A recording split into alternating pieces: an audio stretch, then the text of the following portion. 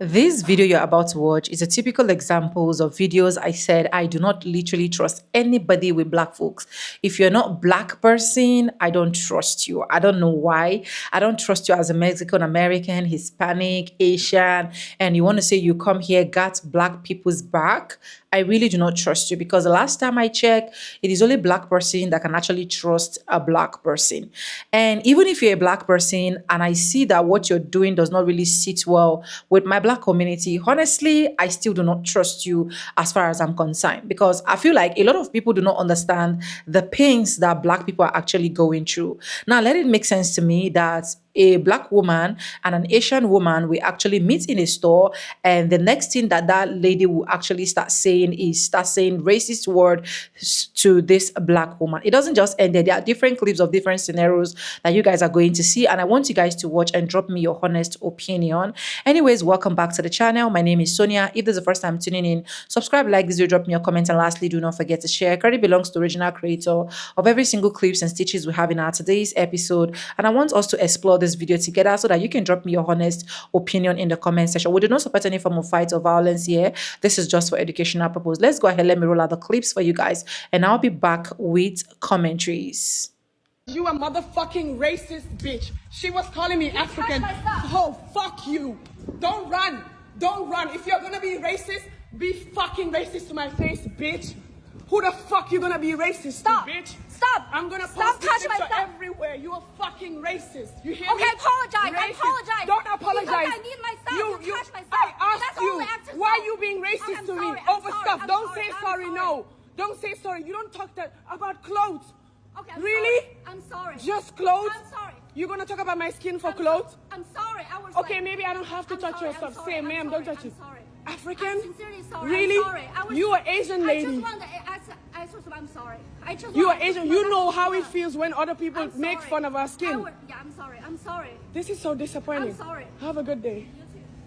So there's a lot to unpack here as far as taking accountability for the things that I've said and done, which needs to be addressed. I want to apologize and take accountability for the black community. I had a very deep and very educational conversation with a longtime friend of mine last night. We were talking about my traumas, why we should be proud of who we are, being comfortable in our own skin, anti-blackness, black culture, etc. I started crying as she was explaining everything to me because I felt horrible for the things that I said and did to my own people. It made me realize that I screwed up and I need to fix it. So to my fellow black people, I sincerely, deeply apologize for antagonizing and spewing hate towards the entire community. For my traumas, the stereotypes, and for failing to realize that black people are not a monolith. I apologize for giving access to those who are not black a reason to stereotype and discriminate against us. I failed to realize how dangerous this act is and how it affects me as well. Even though I spoke out against it based on my feelings and my traumatic experiences, at the end of the day, I'm still black. Yes, my experiences that I have talked about are true. However, blaming the entire community instead of the individuals who caused my traumatic experiences was way out of line, and I need to be more careful with my verbiage and the context that I put out. I will work on it. I'm not better than anyone else in this world. I'm not. I've talked to some of you who have had similar experiences, and I've seen a couple of stitched videos that were in response to my original video. Seeing that I'm not the only person who has had similar experiences made me feel seen. And I just want you guys to know they are valid. There's always going to be people who make fun of us and put us down and never gives us a chance to understand who we are, whether if it's people of our own community or people of any other race. There are a lot of bad apples in this world, but there's a lot of good apples too. And that is something that we all need to remind ourselves. Not all of us are the same. We're all very different and unique. We have black teachers, black doctors, black therapists, black scientists, black everywhere that helps run this world every single day and makes it a better place for us. I haven't gotten a chance to watch every stitched video that some of you have made, but I just want to say thank you for slapping me in the face with full force and putting me in my place. There was a lot of constructive criticism in which I will take into consideration as far as going to therapy and healing, but not just any therapist, a black therapist. I really had to dig deep and figure out why I felt this way for so long. I've came to realize that there was a lot of jealousy. I was jealous of people who had a voice and I didn't. I was jealous of people who were attractive and I was always being teased for being ugly. I was teased for not having a family to go to and talk about things with open arms. I was jealous of people who had both of their parents in their lives to help guide them in life while my dad was always in and out of jail my whole entire life. And my mom had to sacrifice everything just to make sure that I had a roof over my head and food. I feel so bad. Oh my God. I feel so bad for her. Like, I love my mom and she's my superwoman. And she deserves the world. She deserves everything. I've also been struggling with the way that I look. And you can see that I'm wearing contacts right now. And as much as I love the way that I look with them, I wear my contacts to cover my actual eye color because I always thought that my eye color was really ugly. And I know I need to learn how to love myself for who I am. I also have makeup on because I have skin discoloration on certain parts of my face. And the only way for me to embrace and accept who I am and what I look like is by making that change.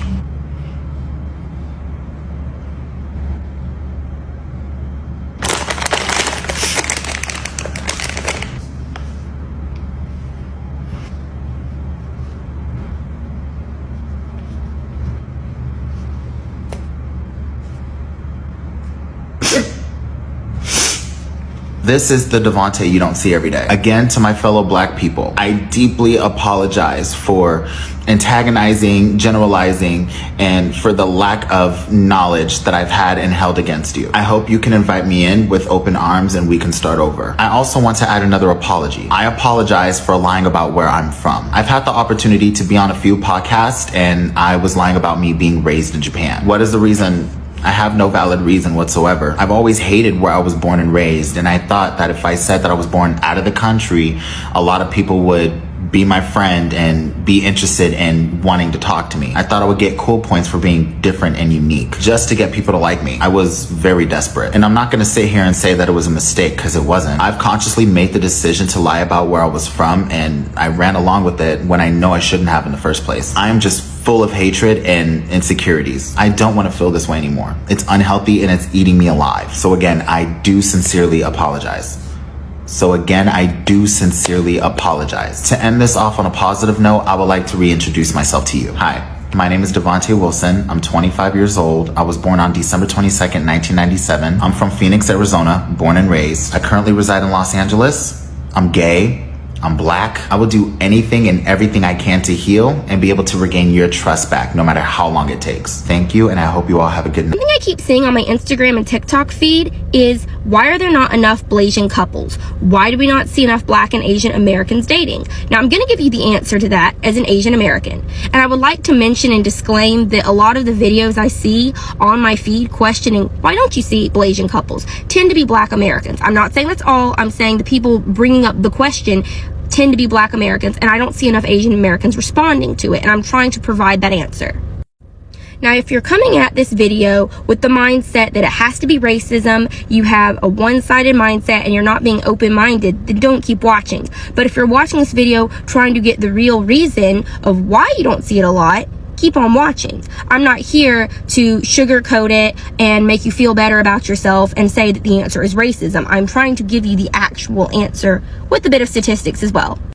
Now, first, I'd like population to be taken into consideration. When you think of different races in America, we tend to think of the big four. There's obviously more than the big four. Don't cancel me. But the big four tend to be Caucasian, Black American, Hispanic, and Asian. Big four. Of course, like I said, other races, other minority groups, but those tend to be the main ones that people think about. Now, for starters, you see a lot of Black Americans and white Americans tend to be the same reason: conquering land for the white Americans and slavery for the Black Americans. Now, when it comes to Hispanic families, of course, America borders Mexico, and besides that, not all, I don't want to generalize or stereotype all, but a significant amount of the Hispanic community will have 6+ children. So you'll have like 7 to 8 siblings. My boyfriend's Hispanic. He has like 5 siblings. It's crazy. Now, it's important to realize that Asia is on the other end of the world. Most people I know, even the privileged rich kids that went to my high school, if they went outside the USA to go to another country and travel abroad, it was never Asia. It was always Europe, or it was always Mexico, or the Turks and Caicos. It was never Asia. It was always something near the North American side or European side. That's important to acknowledge because it costs a lot of money to fly over to Asia. Not to mention, it costs a lot of more money to adopt someone from Asia. Like me, I'm adopted. The majority of Asian Americans tend to live in small little subsections or communities in large cities. Take California, for example, New York, and since I live in Georgia, specifically the Georgia Tech area in Atlanta. Anywhere outside these little areas in America, these widely populated areas, there's not a lot of Asian people. We're Asians from Iowa. We're gonna go to barn dances instead of going to raves and clubs. We can count the number of Asian families in town on one hand. You're looking at both of them. A good portion of the Asians that live in America are adopted. I can probably count on one hand how many people from my high school were Asian because of adoption, and not to mention the Chinese Exclusion Act, which significantly wiped out a good portion of Asian Americans in America. So the white population is significant in America, the Black American population is significant in America, and the Hispanic population is ever so growing and is still more significant and prominent than the Asian population in the entirety of our country. So acknowledging populations, if you just took 1 out of every 10 white people that dated a Black American, a Hispanic American, you would still see 10% of the population dating them, so you would still see it prominent because there's enough white people in America to see that and acknowledge it.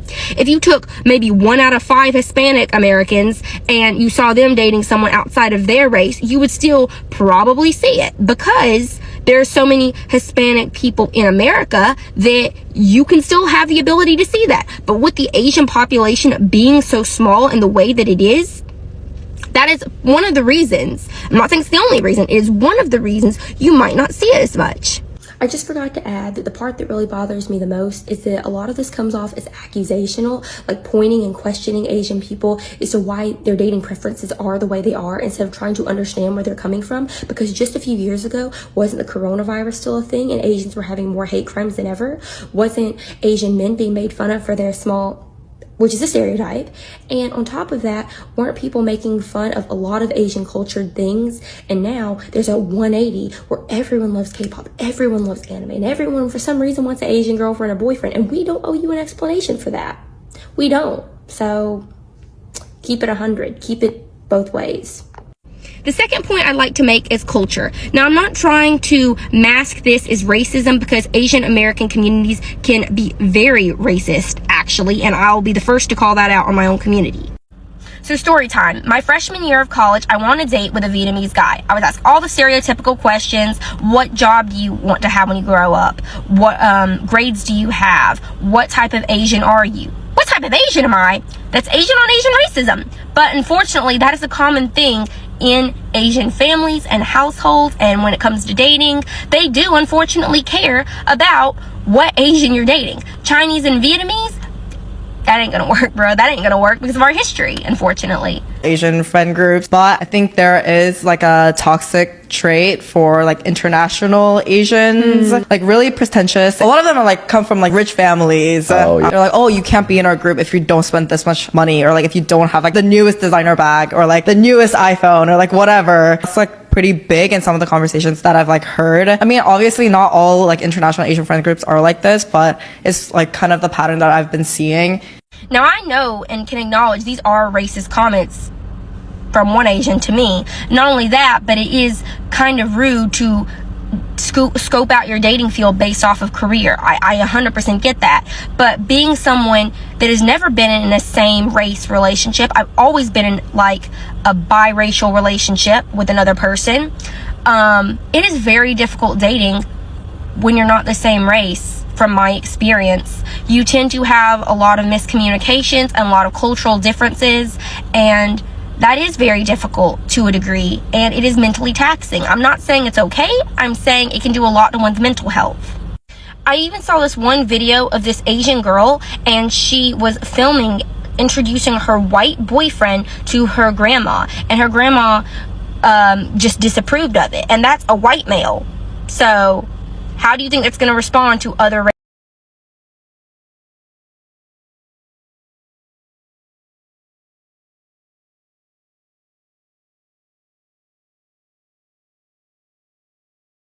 And as an adult, you have to make the mature decision to love who you want to love and be with whoever you want to be and stand up to your parents and fight the patriarchy. I 100% get that and agree with that sentiment. However, it's still important to acknowledge that other cultures work differently, and that is a very Western way of thinking. In Asian households and Hispanic households, both, they do value what their family members say, their elder family members say, and have a closely tied relationship with their family. It's a little bit different than in a traditional American household. And it's also important to acknowledge that if that's going to cause a lot of mental health issues and a lot of distress on someone in having that conversation or that battle with their parents, they might not be ready for it. And so, yes, that could in turn be them taking an easier route, I guess, and just dating someone of the same race or dating someone that maybe they know their parents will be okay with. Which, is it fair? No. I mean, look at India's caste system. It's not fair either. But it's just important to acknowledge that and take that into consideration and be more humble instead of just blaming and pointing racism, racism, racism. Like, bruh.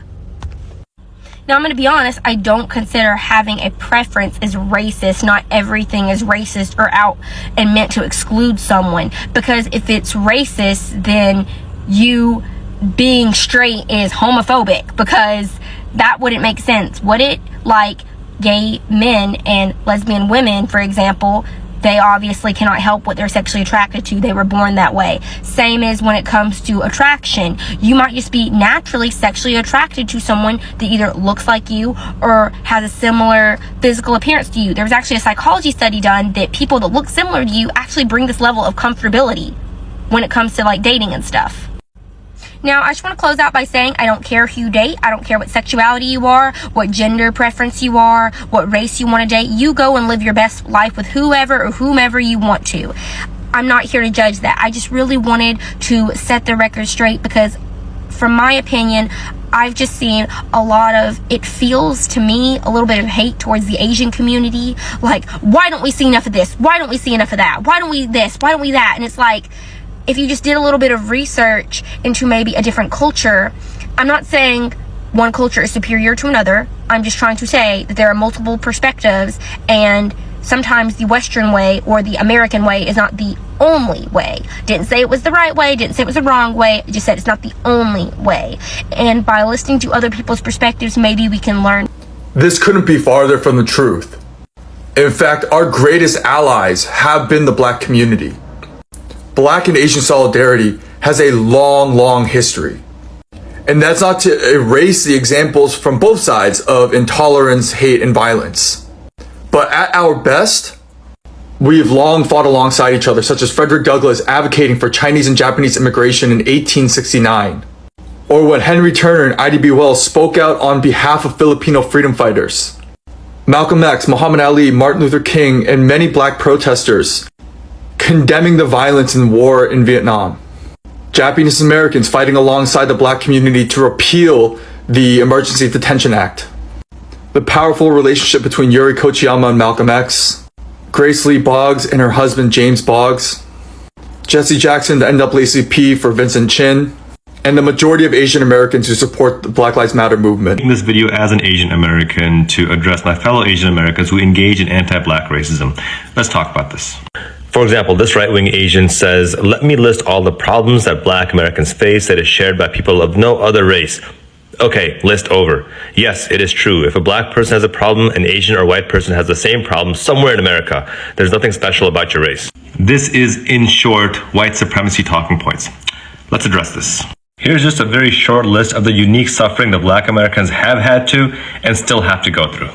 266 years enslavement, 99 years of Jim Crow, 300% maternal mortality rate, 2% the wealth of whites, explicitly denied the GI Bill, FHA loans, and college admissions, and Social Security access. SCOTUS ruled approval to commit Black genocide in Buck versus Bill, which, by the way, has never actually been overruled. Arrested 10 times more than whites for the exact same acts. And don't even get me started on the dozens and dozens of Black massacres committed by white supremacists throughout American history, through the 1980s, by vigilante groups, and by state government. Massacres for which reparations were never paid, and none of the white supremacists were ever held accountable. And as an Asian American and human rights lawyer, I'm acutely aware of the anti-Asian racism throughout American history. Everything from the Chinese Exclusion Act to the Asiatic Exclusion League to the outright ban on Asian immigration in 1924. So how ridiculous do you think it sounds when Asians are anti-black, when it was black Americans and black civil rights leaders who ensured that Asians would get their immigration rights back as part of the 1965 Civil Rights Acts? The civil rights movement influenced U.S. immigration policy intimately because black civil rights leaders recognized their own history and did not want that same suffering on Asian Americans. Therefore, leaders like Dr. King demanded that Asian Americans, Latino Americans, basically anyone non-white immigrating to the United States would be given dignity and humanity.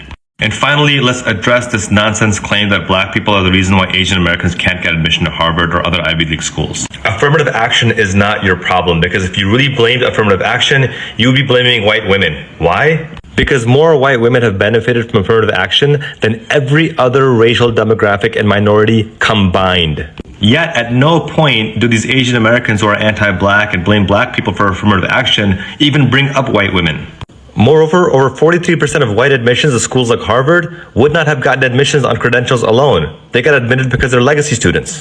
And the data shows that 3/4 of those white students were not qualified academically, meaning they took the spot of a more qualified black, Latino, or Asian person. But it's funny how these anti-black Asians have zero regard for this white supremacist policy of legacy, but they want to blame black people. This is white supremacy in a nutshell. And to those Asians who say, hey, look, I stand with black people, I don't believe in this kind of anti-black racism, that isn't enough. You need to speak out and condemn this injustice with your voice and your actions. Class dismissed. Never answered a question like this before, and it cuts me up. Like, what did they have to tell you to make you hate us? So in Asian families, especially immigrant Asian families, we have our own version of a race talk. Mine was a Chinese family, and in our house, the talk sounded like soft racism, not like eugenics. There was never any insulting of black intelligence or black abilities or black people. It was more practical than that, and it was all about safety. If you want to be safe, you have to align yourself with power. If you want a piece of the American dream, you need to follow the money, follow the power, and that meant following the white brick road. My dad told me that I could marry a white man or a Chinese man, but preferably a white man and not a black man. So what's unspoken there is that Asian men don't have much power either, and black men have less. But white men have all the power. And me as an Asian girl had no power at all, that all of my power depended on a man. So it's not just soft racism, it's also soft sexism. And that is the model minority brainwash in a nutshell. It is based on a terrible dark side of the American dream that is anti-blackness. It cuts me to the core. This actually is a serious question. Why don't you like us black people? Non-American Asians always gave me the cold shoulder. American Asians were cool and I often hang out with them. Are they just not used to us? Partially. Sad to say, but I know that there's anti-blackness very much so in a lot of Asian American communities. And obviously, unfortunately, anti-blackness is global. And I think like it's a very long historical answer. Yeah. Some of it has to do with not being used to it. Okay. So colonization happened throughout the whole world when white colonizers took over Asia, Africa, all the other continents. And with that came the belief of anti-blackness that was instilled upon all of these communities. Now, once those colonizations ended, you were left with this homogenized community where they don't know anyone who don't look like they're all white, all Asian, all South Asian, whatever it may be.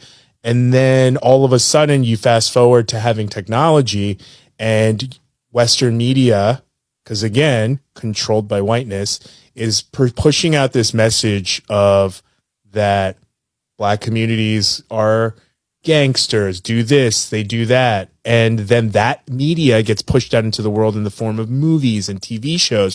And now you take this homogenized community who has learned anti-blackness through colonization and stuff like that, on top of the fact that it's then mixed with people who are learning about these races for the first time through fictionized television that is controlled by white media. And then you have this biased look. So when they meet Black people for the first time, they're having to reconcile what they have been essentially brainwashed into thinking versus then trying to figure out what that means when they meet you and they're like, but you're not any of these things. Which is the reason why you get a lot of people from Asia who are having to go through that discovery, and Asian Americans who grew up with that and know that those are things that are essentially propaganda, mind washing, you know, to keep upholding this idea of, and instead of using the WS word, I'm going to say anti-blackness, because one is, you know, hand in hand, and they push this anti-blackness, then it's basically global propaganda. So then people are trying to, you know, come to those terms, and instead of just being hateful, they may just not understand. You know what I mean? And I think that's like the short end of it. Yeah. I mean, I have nothing to contribute. That was very concise. A lot of people are just conditioned to believe that Black people are whatever the conditioner wants you to believe they are. Yep. And, you know, like my grandma, the only Black people she had ever seen were American soldiers in Korea. And to her, they were all part of the same group. And then when she came to America, all she knew about Black people was, like you said, what she had seen on TV, what people had told her. And so she was very distrusting of Black people. And I was like, how many Black people are just like everybody else? Like, you know, I go to school with Black kids, like, you know, and she was just like, oh no, you know, they're very dangerous. I'm like, they're not. This is just what people wanted you to believe. But, you know, what else did she know? You know what I mean? She's just this, like, you know, country girl from, you know, uneducated, and is told by everybody in power what to believe. You know, my God is better. My people are better. My guns are better. You know, so she's like, okay, well, all of these things are better. So I better side with the better. The entire city of Boston, I want to say to Mr. Swanson and Mr. Bennett, the entire Bennett family, and Boston's entire Black community, I am so sorry for what you endured. I am so sorry for the pain that you have carried for so many years. What was done to you was unjust, unfair, racist, and wrong. Say it again. To every Black resident, I am sorry not only for the abuse our city enacted, but for the beliefs and the bias that brought them to bear in the first place. There is no world in which a piece of paper undoes the harm of this part of our history. But it is my hope, and the hope of our entire administration, that you might accept this letter of apology as a small step toward accountability for the damage done by our city. Somebody needs to explain to me why do they think they're white? Okay, I wish I could stitch that video, but basically that person is asking, this person wants to know why so many Korean Americans try so hard to be white. Or in other words, why do so many Korean Americans try so desperately hard to be accepted by white people, and why do we think that we will benefit from white supremacy? And the answer is U.S. imperialism. It's always U.S. imperialism. Particularly migration pathways that were carved out by military occupation. So let me explain. When I was really young, my mom used to always tell me, oh, if you go to Korea, if you live in Korea, people there are going to hate you. And I remember that confusing me so much as a kid, because why would they hate me without knowing me? And so I tried to, you know, press her for an answer, and she would just say, oh, it's for no reason. They're just jealous that you get to live in the US. Flash forward, you know, when I'm in school or college and I'm taking Asian American studies courses, classes in critical race studies, and I'm like, oh, I get it now. A lot of us already know the US is not this benevolent country that takes care of its citizens, let alone immigrants, indigenous people, even its own veterans. And abroad, the US terrorizes the global south through military occupation and other means, which included or includes Korea. You don't ever hear about or see people in Korea, Korean people in Korea, protesting U.S. occupation, but it's there. And there's still this dream or hope of both Koreas one day reuniting or being reunified. Very generally speaking, more recent Korean immigration into the U.S., or maybe I should say from the 1970s onwards, these are people who have the means to. They have the money, the capital, the resources, the social connections, and maybe even more importantly, they want to. They want to come and live here. So are the people who resent the U.S. for imposing themselves into the homeland, dividing the nation into two, and in the process separating families forever, are they going to want to uproot their lives to live in the country responsible for that pain and suffering and ultimately this loss of self-determination? Or are the people who sympathize with the U.S. and view the country as this welcoming, benevolent nation, as the saviors almost for coming into the war, are they going to be the ones to want to move and live here? The people that immigrated are probably people who sympathized with U.S. involvement in the war and who also subscribed to the idea of the American dream. And generally speaking, tended to be of the ruling class, and they get here, they either become disillusioned by it, the American dream, and start to question the ideas they've been told, or they hang on to it even tighter and blame other groups of people, other groups of marginalized people, for not being able to self-actualize this dream. This is just coming from my experience, observations, things that I've learned as a Korean American who has family members on both ends of the political spectrum. But, and again, I'm simplifying things a lot, but I also think that this general idea or explanation could also be applied to other East Asian and Southeast Asian communities. And if this topic interests you at all in the slightest, I highly, highly, highly recommend reading Haunting the Korean Diaspora by Grace Cho. It's a small book, but kind of heavy because it gets into some really dark stuff. But yeah, that's my answer. Let me get this clear. This woman right here, this individual does not represent the Asian community. Her POC card is revoked. She is not a person of color anymore. White people, you can have her. The reason why I'm saying this is because I'm sick and tired of seeing my Asian people in the comments talking about, I apologize on her behalf.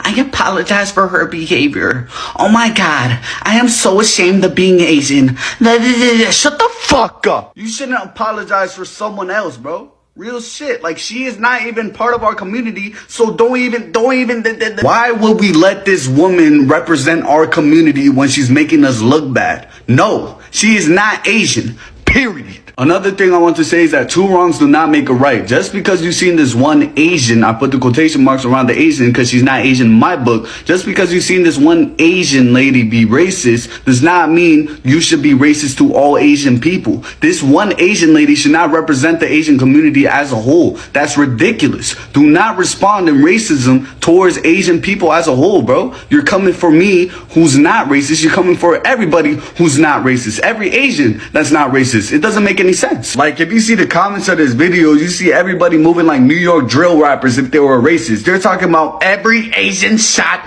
every Asian dead, smoking on all Asians. I'm on BT with every Asian. Stop Asian hate, more like go Asian hate. Fuck all the Asians. Like, relax, please. She is not Asian. She does not represent our community. Please. Another point I want to make is that Asian people and black people should not go against each other. We are both minorities in America. If anything, we should reunite and fight against the system, the unfair system. Tension between the Asian community and the black community has been here for a very long time. You can clearly see this in the 1992 LA riots. But this is what the media wanted. This is what the government wanted. They want minorities to go against each other. So we should change that and join forces. Like, what are we doing? Imagine how powerful we will be. Like, look at Jackie Chan and Chris Tucker. We should be like these. We should be like them. Like, look at Blasian people, bro. A lot of them love saying I'm Blasian every 5 seconds. They love saying I'm Blasian every sentence that they make. But you know why they do that? It's because they're very proud of being both black and Asian. They united. That's a terrible fucking point. That's a bad example. But I think you get what I mean. I think you get what I mean. So the moral of the story is that we should stop racism. Stop. And as minorities in America, we should all unite. Asian business community is extremely exploitative and racist towards black people. Okay, let's address this. My initial reaction to this was one of defensiveness and anger, and I'm sure many of you guys felt the same. But we should not disregard some very valid points that this creator makes. We do have a problem with anti-blackness and colorism within our community. We see that with the discord between ethnic groups within our own community, and that translates out to how some of us treat people with darker skin outside of our community as well. Obviously, it's not all of us because we're not a racial monolith, but I have seen it and I know you have seen it too. I think we tend to tense up when we hear other people calling out our community for racial prejudice. It's natural to feel defensive because the majority of us are not actively trying to hurt other people. But I think we have to understand that as human beings, we all have some sort of racial prejudice towards others. We're born into a racist society. We have had racist stereotypes hammered into us since birth. But we really need to make a good effort to listen, because if we don't listen, we can't be better for our own community and we can't be better allies. I have more to say in part 2. I woke up out of my sleep because this needed to be said. Asians want to be black adjacent with white privilege. And just that thought alone, which is a very true thought, is kind of sickening because, again, I'll never stop speaking on it. They emulate black culture, black aesthetics, everything so heavily in the means of joking or because it's wacky. You know, white people try to say that all the time back in the day. Oh, black people do this wacky, funky stuff. And then hoopla, hoopla, they try to switch it to something else. They try to give it a different name. But it's sad because, again, Asian people know what it's like to experience racism, especially from white people, and to be oppressed by white people. However, they get that bit of what they feel is an amenity and they turn it towards black people. They want to be black adjacent with white privilege. And that's just the dumbest thing I've ever seen. For 10 years, blacks acted like Asians in all things relevant to both academic and economic success, starting at a young age forward. If black children attended school, now the truancy rate is 5 times higher for blacks and for whites, attended school at the same rate of Asians, studied at the same rate of Asians, did not have children out of wedlock, waited until they were married before having children, did not get involved in gangs, crimes, drugs. So they acted like Asians in all things. If after 10 years of that, we still saw the racial disparities that we do, then it is time to look for a structural inequality, to look for a ubiquitous racism explanation. But right now, when the behavioral disparities are so glaring and so obvious, it is woefully premature to say that what's going on here is implicit bias or explicit bias. So why didn't more Asian Americans vote for Kamala in November? Well, Asians in the U.S. have nothing close to the unity that Black Americans and other members of the African diaspora have. Asian America is so divided that I don't even think there's a thing of Asian Americans. It's just a very convenient way to sort us based on which continent we came from. As Hassan Minhaj said, white racism is hating people who look different from you. Asian racism is hating people who look exactly like you. So let's look at Kamala Harris. She's half Jamaican and half Indian. First of all, a lot of Asian Americans are not kind to mixed people and will often hesitate to accept a mixed person who shares their ethnicity as part of their group. But I've noticed that in the Black community, y'all are just like, okay, you got a Black parent, you're Black. Yes, there is like mixed people dialogue, I see that, but it's nowhere close to the overall alienation that Asian Americans, for example, I'm Chinese and I see, there's a lot of unkind things that people say to half Chinese people, whether their other half is Black or white or anything else. Second of all, Kamala is not only Indian, she is specifically Tamil. She's from the very southern part of India. Among South Asians, according to many of my friends and Hassan, Pakistanis, Sri Lankans, Bangladeshis, they want to differentiate themselves from Indian people and they do not claim Indian people. And among Indian people, a lot of them are not great towards South Indians. There's a lot of colorism because South Indian people tend to be a little bit darker. And then if you zoom out to Southeast and East Asians, we consider South Asians a completely different race. Like, I've heard my own family members say derogatory things about Koreans, who to most people in the US look exactly the fuck like us. So not only do most Asian Americans not consider Kamala part of us because she is mixed and because she is South Indian, a lot of us are trying to suck up to the people in power, specifically whiteness. I'm calling this out. It does not give other people an excuse to be racist toward us. Just letting you know that that's the ground rule. A lot of our parents and our grandparents, they left countries that they were actively rebelling against. Like you saw the protests in Hong Kong and South Korea very recently. There's a civil war that went on in Myanmar.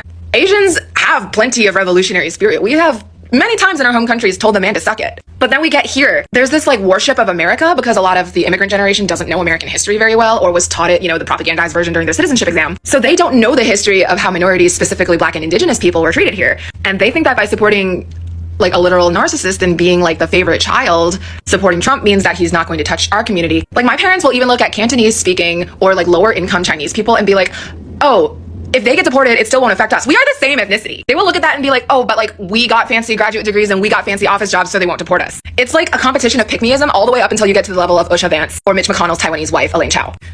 A lot of Asian Americans, the ones who voted for Trump especially, but like also some people who voted for Kamala or didn't vote, they're like stacked in this endless not like other girls competition until something happens to them. And then suddenly they want to be Asian Americans, suddenly they want to be people of color. So yeah, most Asian Americans didn't see Kamala as one of us. Asian people in the US are so weird at liking white people more than their own people. Think of it like this. When COVID hit, remember all the anti-Asian rhetoric that was going around America? Now imagine that energy stretched over a lifetime. Growing up, I'd hear that Asian men are not attractive, we only know how to do math, we can't drive, we have the funny accents, the slanty eyes. It's really hard, given all of that, to grow up as an Asian man in America and be proud of who you are. Now imagine coming home and the people in your house are Asian parents who don't express their emotions, who lay hands on you, who don't ever apologize, who make you feel less than for not wanting to be a doctor or engineer. Mine also called me stupid. Oh, you'll never get into this school. You'll never do this.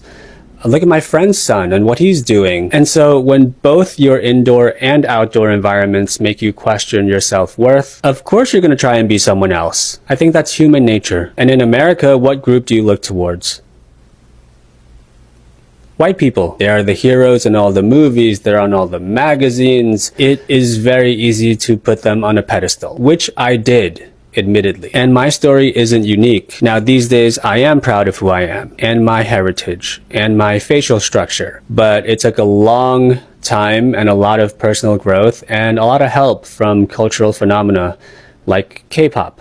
There is so much more to say about this topic, like, for example, how a lot of Asian Americans don't feel connected to their extended families because they're not Asian enough, or how I, in college, saw up close white people with their close families and how that impacted me. But I want to keep it short. I hope this helps you and other Asians who didn't grow up in America understand us better. Anyways, welcome back. That is all I got for this particular video, and I hope you guys actually enjoyed those clips. In as much as I've seen that a lot of them are apologizing, a lot of them are saying black folks are actually their ally, and so on and so forth. I just feel like these people can never be trusted with black people as far as I'm concerned, because on daily basis, we tend to see different reaction coming from east to west, north and south.